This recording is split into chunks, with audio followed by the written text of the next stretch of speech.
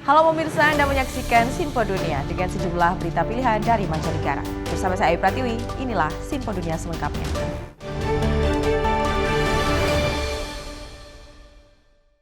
Kita awali dengan informasi pertama pemirsa. Capres Partai Demokrat Kamala Harris dan Capres Partai Republik Donald Trump akhirnya melakukan debat perdana. Setelah debat, Trump dan Presiden Joe Biden sebelumnya berujung dengan mundurnya Biden dari pencalonan. Lantas jauh mana debat bakal mengubah dukungan calon pemilih Amerika Serikat? Berikut informasinya. Jabat tangan ramah antara Wakil Presiden Kamala Harris dengan mantan Presiden Donald Trump saat keduanya menghadiri peringatan serangan 11 September 2001 di kota New York bersama Presiden Joe Biden dan Cawapres Partai Republik J.D. Vance. Malam sebelumnya, Harris dan Trump beradu argumen seru selaku calon Presiden Partai Demokrat dan Partai Republik. First debate for Kamala Harris where seasoned Donald Trump has had 7 contrasting styles and backgrounds and kind of philosophies in the debate. So it was a real clash of differences between the two. Ditemui dekat studio ABC di Philadelphia, tempat debat berlangsung, pendukung Harris maupun Trump punya reaksi berbeda terhadap kandidat yang mereka dukung. Kamala Harris, all she did was attack him. She didn't talk about the policies. She didn't talk about her differentiations between her and the Biden administration. When Afghanistan came up, what did she say? A lot of nothing. She did exactly what she needed to do. She showed to those undecided voters what Democrats have known about Kamala all along, how strong she is, the plan that she has, what a great senator and vice president she has been, and that she's going to be a great commander-in-chief. Debat capres ini terjadi kurang dari 2 bulan jelang pemilu, bahkan di sejumlah negara bagian, in-person early voting atau memilih terlebih dahulu akan segera dilangsungkan. Jejak pendapat New York Times dan Siena College menunjukkan 28% pemilih Amerika merasa mereka masih ingin tahu lebih banyak tentang Harris, sementara hanya 9% yang merasa ingin tahu lebih banyak tentang Trump.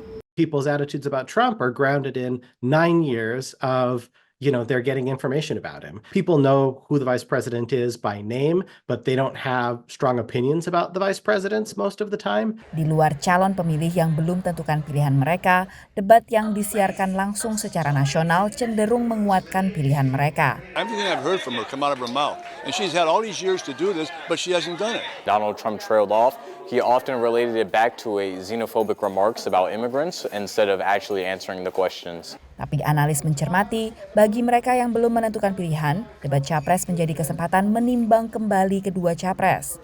Debates may or may not have any long-term influence on the direction of a campaign, but they always benefit the viewers. People always learn about the candidates from them, and people that do watch them always see their confidence and their knowledge about the election go way up. Belum dipastikan apakah akan ada debat kedua antara Harris dan Trump. Tapi Senator J.D. Vance dan Gubernur Minnesota Tim Walz dijadwalkan menggelar debat cawapres pada tanggal 1 Oktober. Dari Washington DC, Virginia Gunawan dan tim VOA. Pemirsa, sebuah negara bagian dengan penduduk relatif sedikit dan terletak tak jauh dari Washington DC memiliki dampak besar pada politik nasional di ibu kota Amerika Serikat. Negara bagian tersebut adalah West Virginia yang dulunya mengantongi Partai Demokrat, tapi belakangan menjadi pendukung kuat Partai Republik.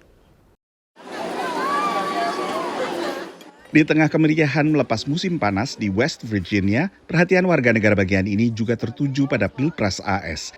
Dengan mundurnya Presiden Joe Biden dari pencalonan, digantikan Kamala Harris. It's going to attract a lot of the female vote, the minority vote to her, but there's no substance there. She has nothing to run on, no track record to run on. Warga West Virginia termasuk pendukung kuat mantan Presiden Donald Trump, capres Partai Republik. It makes me nervous because, to be honest, I'm a Trump supporter. But I think everybody who was kind of unsure will now go with Kamala. Negara bagian berpenduduk tak sampai 2 juta jiwa ini punya pengaruh besar secara nasional karena senator mewakili West Virginia, Joe Manchin, seorang senator independen, termasuk suara kunci dalam meloloskan perundangan pemerintahan Biden.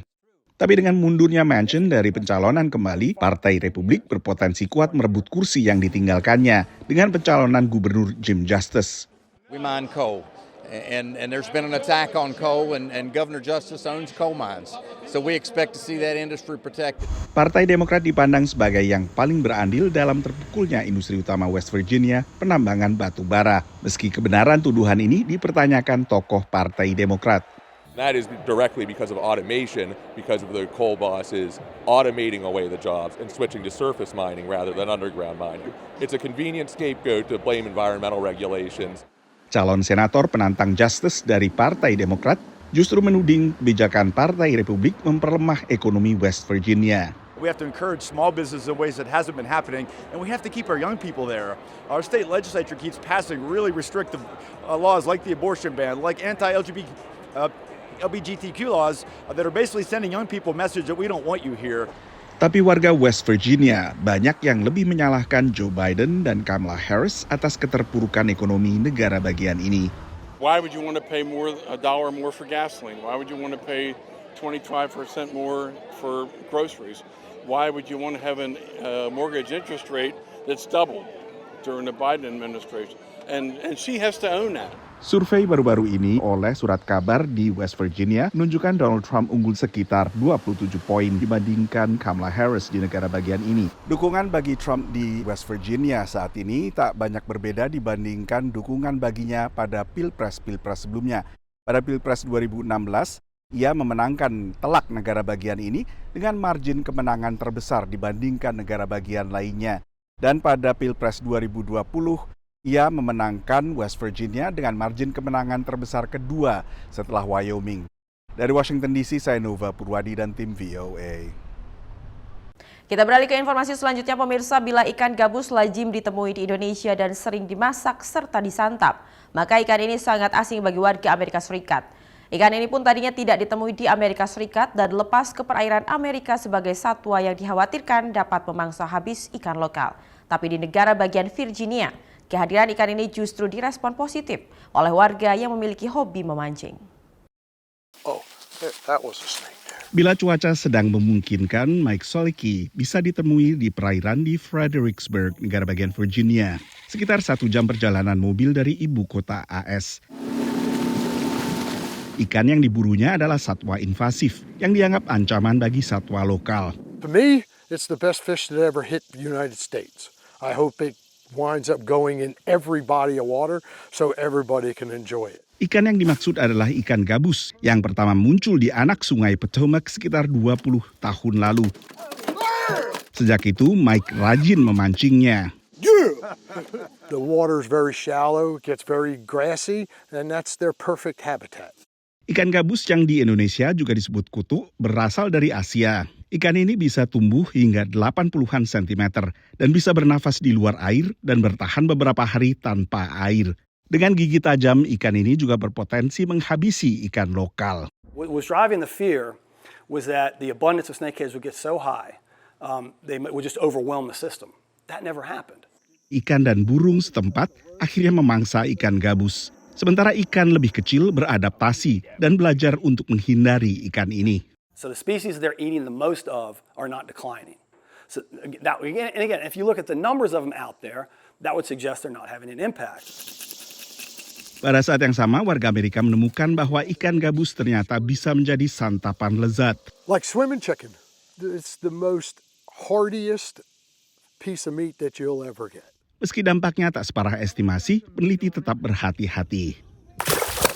They get in somewhere different, maybe where we have a threatened or endangered fish, where there's not as much diversity in the fish community.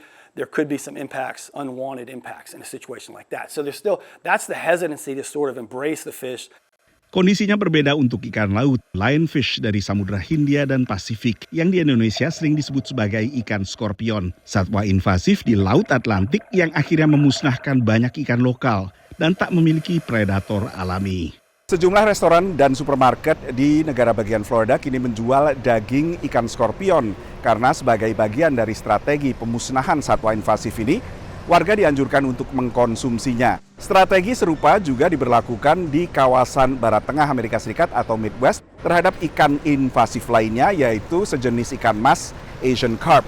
Yang baru-baru ini diberi nama baru kopi, singkatan dari copious atau berlimpah karena begitu berlimpahnya ikan ini sehingga mengancam fauna setempat. Daging kopi kini juga bisa ditemui di sejumlah supermarket dan restoran di Illinois dan sekitarnya. Dari Washington DC, saya Nova Purwadi dan tim VOA. Pemirsa, menjual produk khas Indonesia di Amerika Serikat punya tantangan tersendiri karena tak semuanya berhasil seperti yang dialami oleh diaspora Indonesia di Chicago dengan bisnis restoran hingga galeri seni. Berikut informasinya. Ini it's a business of passion gitu.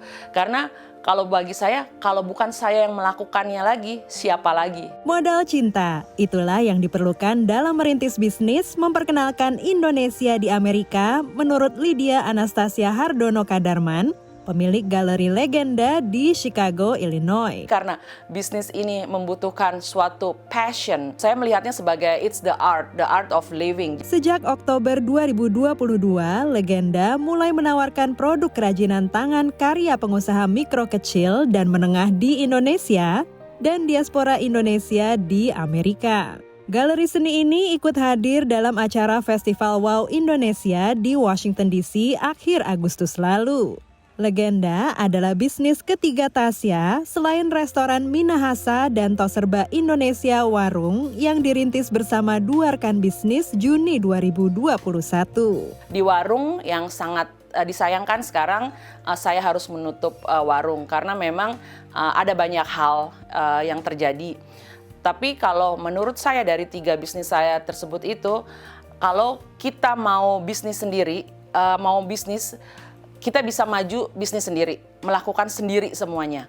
Tetapi saya berpikir begini, kalau saya melakukan everything by myself, how far I can go? Sehingga menurutnya menggandeng rekan bisnis yang dapat berkolaborasi untuk berkembang menjadi salah satu kunci keberhasilan selain tentunya produk yang ditawarkan. Pat Taylor, pengunjung festival yang kerap melakukan perjalanan bisnis ke Indonesia, melihat potensi pasar produk Indonesia di AS. You should do more importing.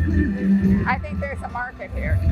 In what area? You know, a lot of your batiks and your cotton clothing. I think women and men actually for shirts would really like. And I don't know that much, but the coffee is very good also. Ini dibenarkan Vivit Coffee, pemilik 2DC Coffee di Washington DC, yang berhasil mempertahankan bisnisnya melalui masa pandemi. Menurutnya, produk apapun dari Indonesia sepanjang ada elemen kemanusiaannya akan dapat diterima oleh publik Amerika. Karena Indonesia itu unik, Indonesia itu langka, dan Indonesia itu sebenarnya jika paketnya itu dibuat cantik, dibuat sebuah approach yang human, itu pasti kejual. Whatever comes from the heart, touch the heart. Once they know the story, they feel connected to the products. Dan it's make them easier to buy. Menurut Tasya dan Vivit dibutuhkan kerangka berpikir, kesiapan mental, serta modal tentunya untuk memperkenalkan produk Indonesia di Amerika. Tak ada proses yang instan, harus memiliki ketekunan dan kesabaran di awal untuk membangun fondasi bisnis yang sesuai dengan lingkungan di Amerika.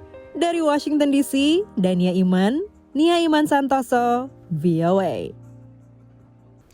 Terima kasih masih bersama kami dalam Sinpo Dunia. Pemirsa, otomotif Tiongkok mengumumkan akan membangun pabrik miliaran dolar di Turki. Investasi ini menunjukkan semakin eratnya hubungan kedua negara dan bergesernya kebijakan Beijing menyusul ketegangan selama bertahun-tahun akibat dukungan Turki terhadap minoritas di Tiongkok. Juli lalu, raksasa otomotif Tiongkok BYD menandatangani kesepakatan untuk membangun pabrik bernilai miliaran dolar di Turki. Pabrik ini akan memproduksi 150.000 kendaraan per tahun, terutama untuk pasar Uni Eropa. Analis mengatakan, kesepakatan ini menandai sebuah titik balik dalam hubungan Turki dan Tiongkok. This deal has the potential to reduce the trade imbalance, the trade deficit to the detriment, which is to the detriment of Turkey. And on the other hand, for China, it is also important because the products produced here will be exempt from tariffs due to the fact that Turkey has customs union with the European Union. Menurut analis, pabrik yang direncanakan ini adalah cara menghindari tarif baru Uni Eropa terhadap kendaraan Tiongkok. Dan investasi baru ini juga merupakan tanda pergeseran kebijakan Beijing setelah bertahun-tahun menghindari investasi di Turki. You don't see these investments in Turkey. And the reason for that is China perceives Turkey as a high political risk country in the region. Namun hal itu berubah, dan sejumlah warga komunitas Uighur khawatir Turki akan berbalik menyerang mereka. Selama ini Turki mengkritik tindakan keras Tiongkok terhadap minoritas Uighur yang mayoritas Muslim dan telah menawarkan perlindungan kepada mereka. Menurut pengamat, para pembangkang Uighur cemas investasi miliaran dolar Tiongkok di Turki adalah bagian dari kesepakatan yang dicapai Menteri Luar Negeri Turki Hakan Fidan selama kunjungannya ke Tiongkok belum lama ini. There are rumors, of course, that the Chinese side is pressing for the ratification of this extradition agreement, that they would want the Uyghurs in Turkey, some of them at least, to be returned to China, to be tried in China, etc. Pihak lain berpendapat pergeseran Tiongkok ke Turki yang adalah anggota NATO mungkin menjadi bagian dari makin meningkatnya persaingan Tiongkok untuk mendapatkan pengaruh global, terutama dengan Amerika Serikat. Menurut analis, Turki dan Tiongkok semakin menemukan kesamaan diplomatik, termasuk dalam mengkritik perang Israel terhadap Hamas. Dari Arlington, Virginia, saya Helmi Yohanes dan tim VOA. Pemirsa, tahun ini hubungan diplomatik Indonesia-Amerika Serikat memasuki tahun ke-75 dengan formalisasi hubungan kedua negara pada Desember 1949. Tahun ini Amerika Serikat kembali menyetujui menghapus utang Indonesia dan sebagai imbalan Indonesia harus melestarikan terumbu karang yang ada di tanah air.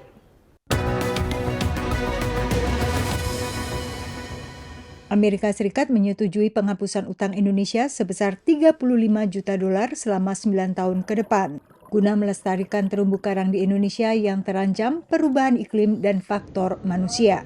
Selain 26 juta utang yang diampuni pemerintah Amerika Serikat, kelompok nirlaba Conservation International akan menyumbang sekitar 3 juta dolar dari dana itu, dan 1,5 juta dolar lainnya akan berasal dari organisasi The Nature Conservancy. We've always seen the debt swap model as a potential innovative way to generate a new stream of financing and revenue to support conservation priorities in a country. For Indonesia, this is obviously exciting because for us, it's the first time that the legislation has been used to support coral reef ecosystem. Menurut Yayasan Konservasi Alam Nusantara atau YEKAN, salah satu organisasi pelaksana di lapangan, sebagian dana ini juga bisa dimanfaatkan membantu masyarakat pesisir. Kondisi ekonomi masyarakat di wilayah pesisir masih sangat mengandalkan terumbu karang tersebut. Akibatnya, terumbu karang Indonesia juga tidak dalam situasi yang aman sebetulnya menghadapi ancaman. Pertama sekali yang tertinggi mungkin ancaman dari mata pencaharian masyarakat. Ya. Masyarakat sangat mengandalkan kegiatan perikanan di wilayah terumbu karang ini. Ditambah lagi belakangan ini muncul persoalan perubahan iklim. Indonesia memiliki sekitar 5,1 juta hektar terumbu karang, 18% dari total terumbu karang dunia. Dua area utama yang membentang dari Laut Kepala Burung Papua ke Laut Sunda Kecil, Banda. Pemutihan utang kali ini adalah yang pertama untuk terumbu karang. Namun bukan pertama kalinya dalam sejarah utang Amerika Serikat untuk Indonesia. Sebelumnya juga dilakukan pertukaran pemutihan utang untuk konservasi hutan hujan tropis pada tahun 2009, 2011, dan 2014. Ancaman terhadap hutan hujan tropis lebih berasal dari perluasan lahan kelapa sawit. Total kerjasama ini kalau tidak salah sekitar 70 juta dan kedepannya juga akan ada inisiatif seperti ini. Jadi ini kepercayaan dunia, terutama Amerika Serikat terhadap Indonesia, terhadap pemerintah Indonesia yang sekarang, maupun juga kepercayaan terhadap presiden terpilih Indonesia untuk ke depan. Dengan Vietnam, Amerika memiliki pemutihan pajak untuk pendidikan, tapi prioritas Amerika Serikat untuk Indonesia berbeda. It's a way of allowing Indonesia to funnel some money that it would have just sent to the U.S. into something that's good for Indonesia, but frankly good for the world. So I think these programs are really creative. and they make a difference. Program Debt for Nature, pengampunan utang untuk pelestarian alam, bisa dijajaki dengan negara lain. But I do think certainly if you look at Indonesia's portfolio, they probably have debt with countries like Germany and France perhaps, and probably the Netherlands. So we're always interested in seeing whether or not other countries can be inspired by what just happened in Indonesia and hopefully find a way to help them facilitate a debt for nature swap. Menurut data Kementerian Keuangan Indonesia, Amerika Serikat adalah negara pemberi utang terbesar bagi Indonesia, disusul Australia, Austria, Belanda, dan Belgia. Sementara Tiongkok berada pada urutan ke-15. Dari Washington DC, Yuni Salim, Eva Masrieva, dan tim VOA.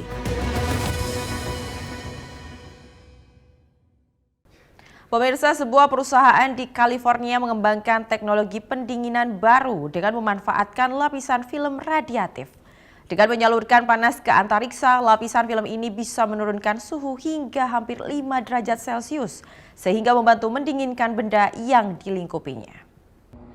Ini tampak seperti panel surya, tapi sistem yang dipasang di atap pertokoan ini bekerja dengan cara sangat berbeda. Dengan mengirim panas ke luar angkasa, peralatan ini membantu mendinginkan toko di bawahnya. Teknologi ini memanfaatkan pendinginan radiatif, sebuah fenomena alam yang tidak memerlukan input energi tambahan.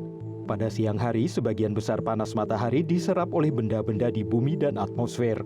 Namun sebagian panas dalam rentang inframerah masih ada yang lolos, seperti keluar lewat jendela sempit ke antariksa yang dingin.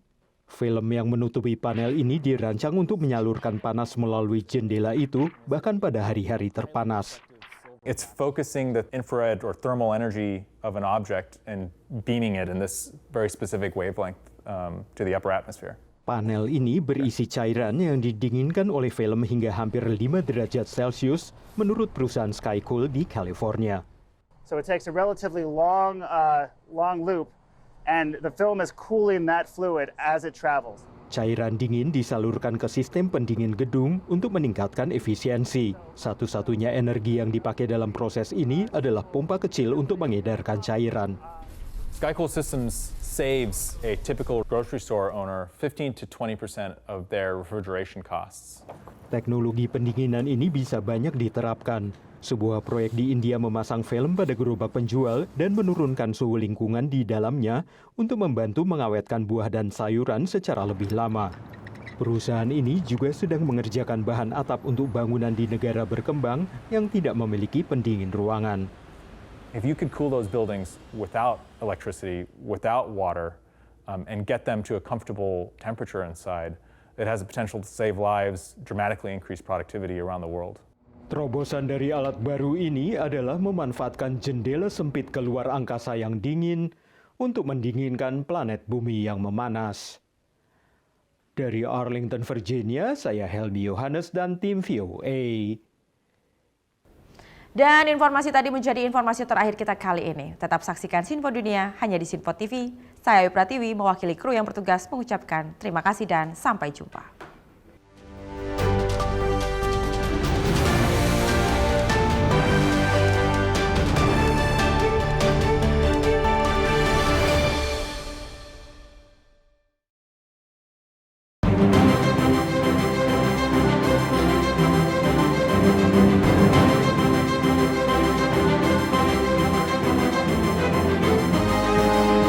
Sinfo TV, News, Sport, Entertainment.